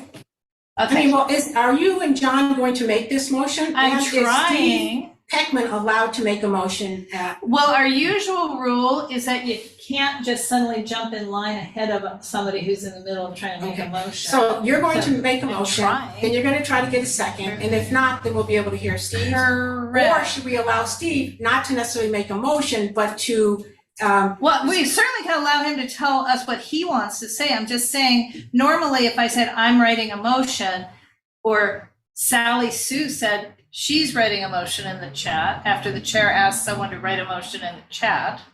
Normally you wouldn't allow someone to jump ahead and do something all right. different. So what I see, Laura, is that you're trying to do both things. You're gonna say, we support this part, but we want this. And that is not, so that's gonna be your motion? With the addition. Okay, because you know I'm not gonna do it.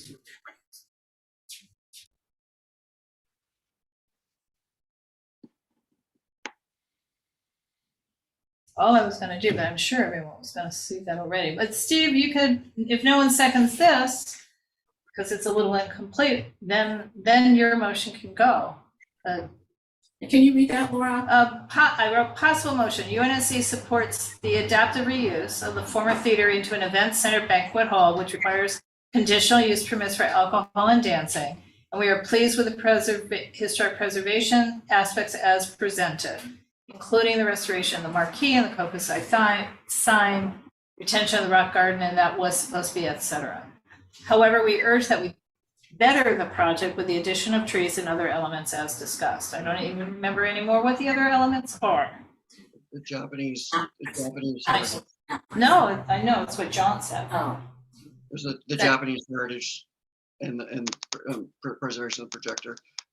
But right. I think that is under other. So this is possible motion. So the motion has not been made. So Steve, Correct. do you have a possible motion that we can also put in? My fingers are on my keyboard. I can type. It's my understanding that there's a motion on the table and there's should no be a second and discussion. There is no second. I'm waiting to hear if there's going to be one. No, I think there's no second. That's why we just asked you what your motion is, and John's right. Oh, I'm sorry. I didn't hear a call for a second. Sorry.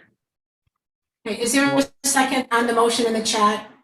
Laura, can I second it? I mean, it's a possible motion, but if I can second it, I'm not sure what the chairs. Well, at this point, I would like to hear what Steve's motion is, because, gee, I'd like to go home. So let's assume mine's not seconded. Steve, go ahead. Okay, so my motion would be similar to Laura's, but I think that the ending is far too weak for all the reasons that Teresa has already explained. I'm not going to go over them again.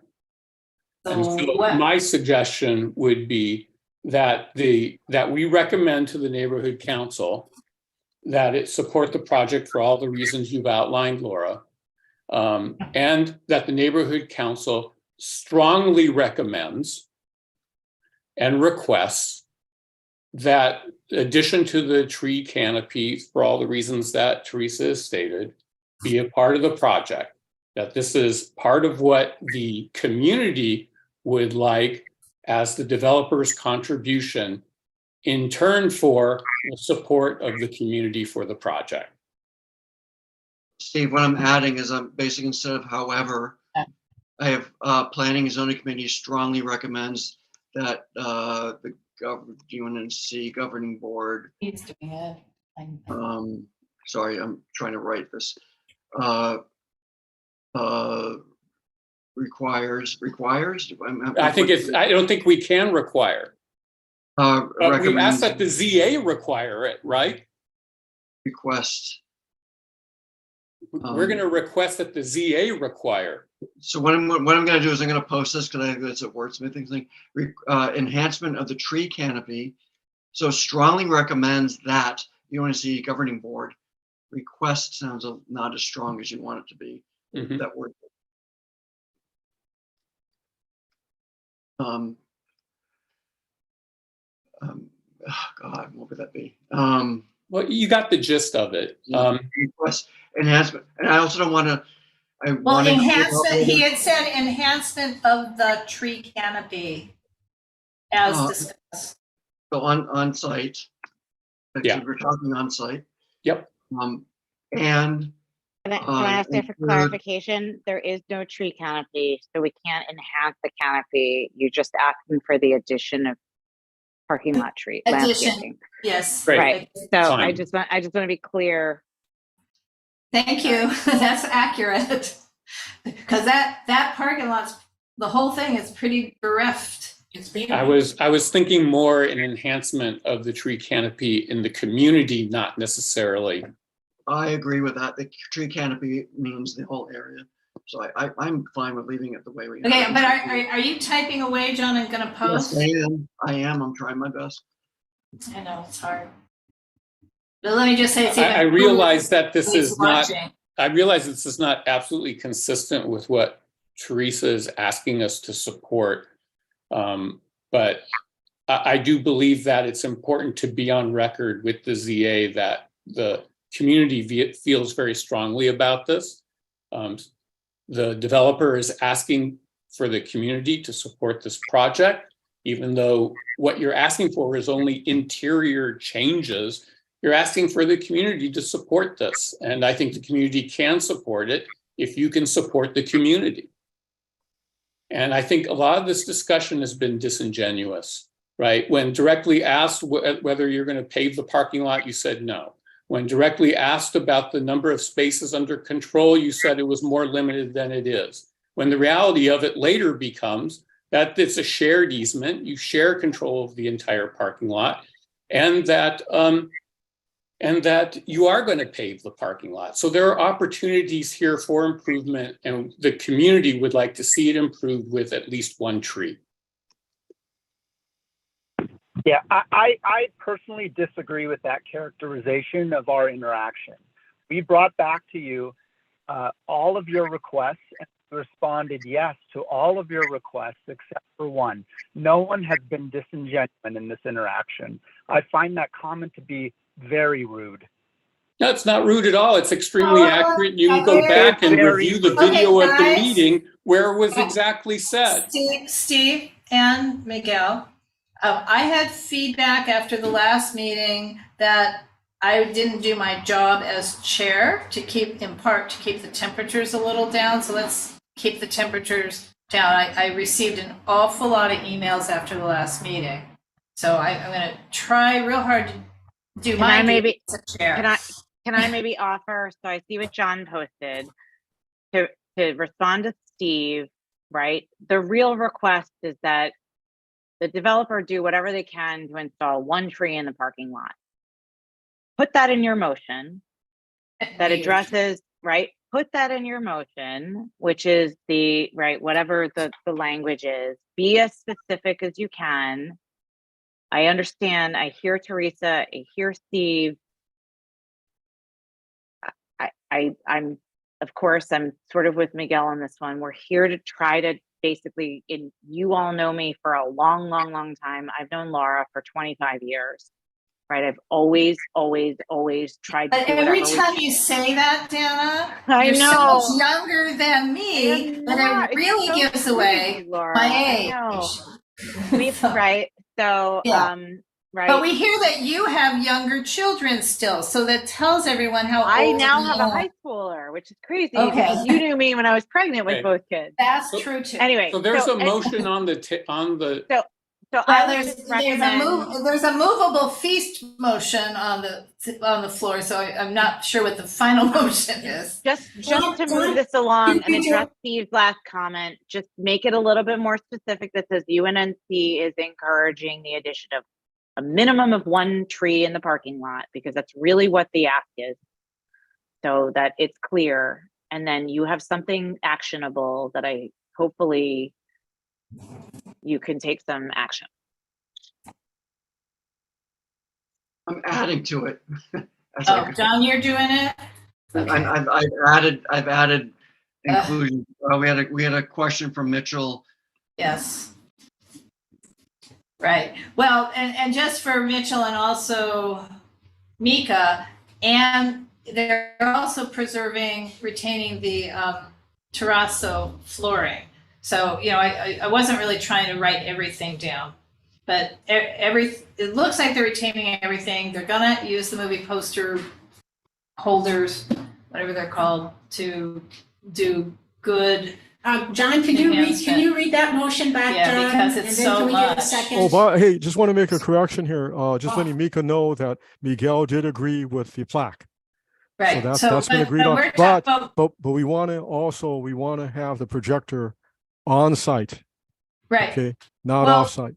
Okay. Mitchell, Yeah. we can't keep going on to the individual things. We're really discussing a motion, which is, I think, I'm scrolling. I think that's the current motion. John, is that right? Possible motion number 2? Is this John? Did we lose John? Yeah, I've lost John. No, John is there. It's just, I don't know. Okay, well, I'm going to read what I see. UNNC supports the adaptive reuse of the former theater into, and this is John's, Event Center Banquet Hall, which requires conditional use permits for alcohol and dancing. And we're pleased with the historic preservation aspects as presented, including the restoration of the marquee, the kokusai sign, retention of the rock garden, etc. This is still mine. How did it become number 2? So never mind. Where's John's? John, I'm not seeing anything that's not what I wrote. May I read it? Sure.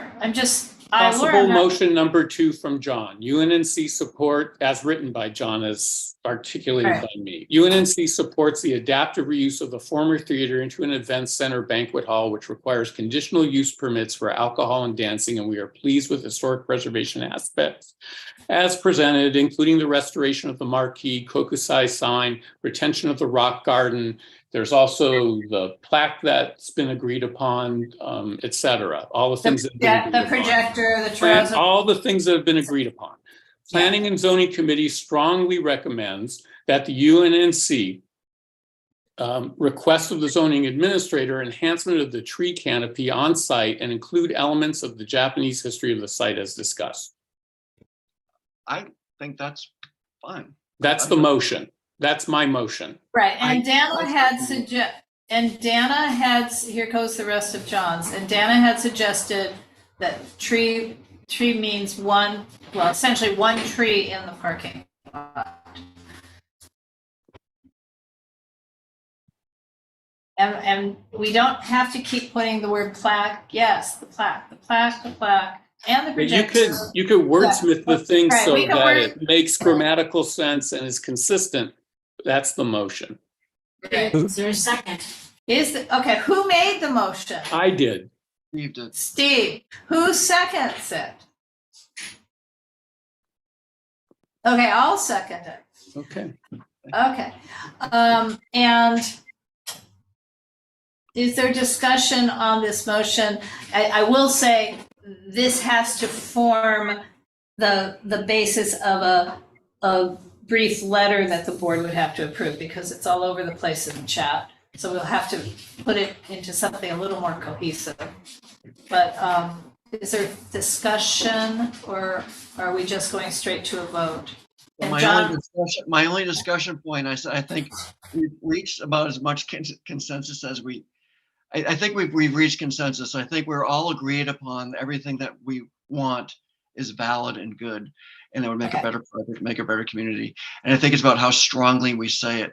And I'm in favor of this motion because it doesn't disempower us, because if we connect the approval fully with a tree, as Dana said, there's a disconnect there between a liquor license, and I know that liquor licenses are conditioned and they're subject to conditions, and a tree.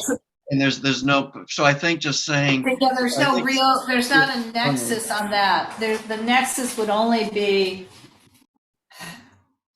I mean, it's a little complex. The nexus would only be if the zoning administrator actually says this constitutes a project. The whole thing constitutes a project, meaning including the restoration. And at the moment, it sounds like the planning department is splitting, but we don't care. So we're gonna comment on the whole thing and let the zoning administrator decide if there is or isn't a nexus. You know, is it a broader project or is it not? It's not our decision to make. Is that, so we want to go forward. John, do we need to add that normal sentence that you always add about it remaining consistent with as presented, blah, blah, blah? I mean, we can do that when we present to the board. Let's just do it now. Steve, I'd like to make a friendly amendment to say that the project will be substantially compliant to what was presented.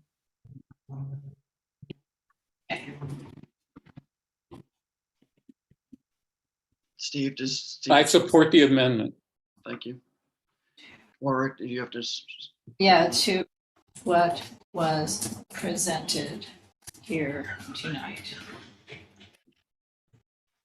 Yep, that.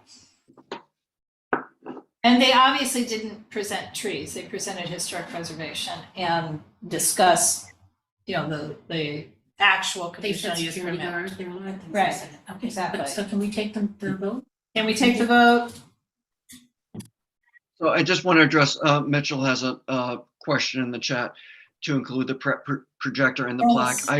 I made a list, and yes, Right. that all those things are included in that strong recommendation. Thank you, John. Really Nope. appreciate that. Okay, so can we vote? And the eligible voters are Everybody knows. everyone who knows who's the eligible voters, But you know okay? who they are. Why don't you just call Right. everybody? I'm gonna ask for votes. So either raise your hand in, Please let me do this. okay. Either raise your hand under reactions or raise your hand if you're on video. So all in favor of I'd like to do the, an oral vote, an oral. you wanna? Yes. You Can you wanna? repeat it one more time? Okay, I can't repeat the whole thing one more time, I can. So sorry, but we're gonna do an oral roll call vote, sorry. If someone asks for the motion to be you have to say. I know, I'm gonna do as best I can. The Planning and Zoning Committee recommends that the UNNC Governing Board support the adaptive reuse of the former theater into an events center banquet hall, which requires the conditional use permits for alcohol and dancing.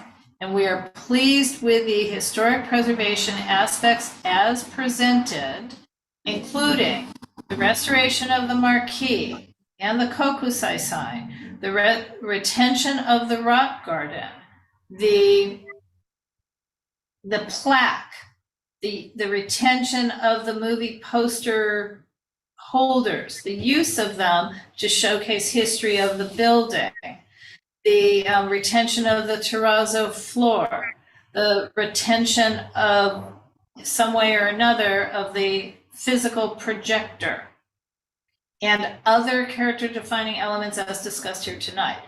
Planning and Zoning Committee strongly recommends that the UNNC Governing Board also request the enhancement of the community tree canopy with a tree on the site, and that the project includes elements, it says here, of the Japanese history, but the entire history of the theater kept on the site as discussed. And specifically plant one tree in the parking lot, ideally a native tree with the potential to provide an actual canopy. And that is not quite the end. And that the project would need to be substantially compliant to what was presented here tonight, including regarding the discussion about security and other aspects of programming for the event center itself. First and second. It was moved by Steve and seconded by Laura. So let's go for the vote Thank you. So to do there's been a request for a roll, a vote by name or vote by roll. So Steve, Yes. Laura, yes. John, Yes. Donna, No, Teresa, Diane's next. oh, Diana, Yes. and Teresa. No. Okay, and is there anyone else who is a stakeholder as defined by UNNC and the city council who wishes to vote that I missed? Okay, motion passes. Thank you. Thank you, Laura. And then as a reminder, Miguel will be at the board meeting. Correct, and I have requested that it not be dead last. It won't be dead first because we also, just so you Have know. elections, right? But we have to install our new board and we have to have the election of officers. So, and then we'll have to have general public comments. So, you know, so it won't be first or second or third, but I'm gonna push to have it right after that. Ideal. That's fine. Dana I and will- Laura, Randolph is going to attend tomorrow. I won't be able to attend because I also serve on the neighborhood council, and we have a Okay. meeting tomorrow night that I have to attend. No, it's no, not it's tomorrow not. night. It's July. July 5th, July 6th. 6th, Thursday, July 6th. And it is in person and on Zoom like this. The Zoom's a little more difficult, so if there can be an in-person representative, it would be good, if at all possible. And Marky from my office will cover because I will be out of the country.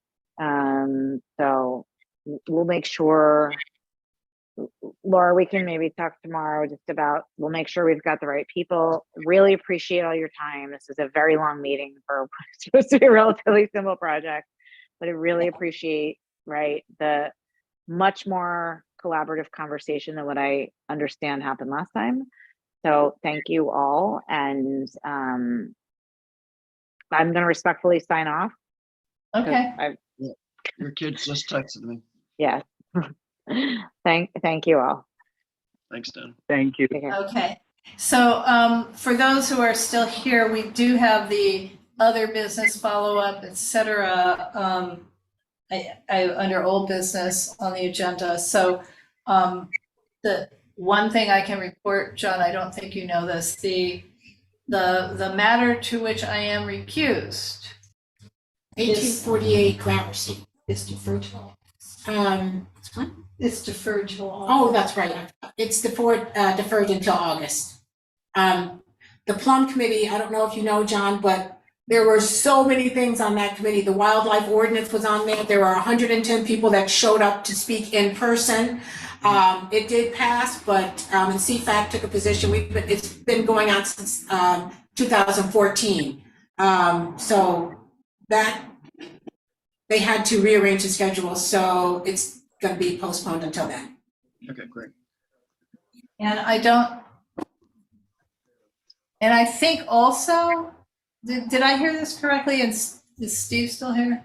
Steve, the appeal hearing for the oil drilling matter, is that also postponed? That's not this month? Which know? appeal? I'm sorry. Murphy Drill Site, the operator appealed the ZA ruling? Oh, you don't know? I have not heard anything about it.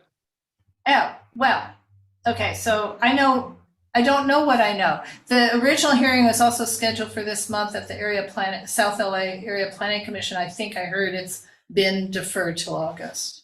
I've certainly not seen a hearing notice. So, but that may not mean much the way UNNC is or isn't getting hearing notices anymore. So this is the appeal of the ZA's decision. To give them 87 or 2 million, whatever conditions, they're Yeah. appealing some of the conditions, or maybe most, I'm not sure. And have you seen the appeal? I don't know. I mean, Because I haven't seen it. I hadn't even heard about it. Well, it'd be posted on the website under, in case summaries. So, You know, I had a medical emergency, so I don't know if I actually ever read that right before or right after that.